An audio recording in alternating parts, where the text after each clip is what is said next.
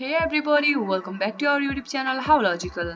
In today's video, I'm gonna show you guys how to log into your Bask bank account. For this guys, what you need to do is just open up any web browser as I have already opened the Google Chrome and bring up the search bar and type in Bask bank login and hit the search. Make sure it takes you to the official link www.baskbank.com. Just click on that first link. Now you'll be taken to the official website of Bask Bank. Now at the top right of your screen you can see the login button just beside the get started button. Just click on that login button to log in.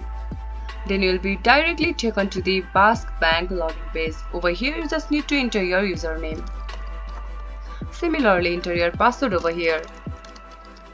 If you want to see your password or confirm your password, just click on I icon or the show button and click on remember me for further use. But I suggest you guys do not try it in public computer.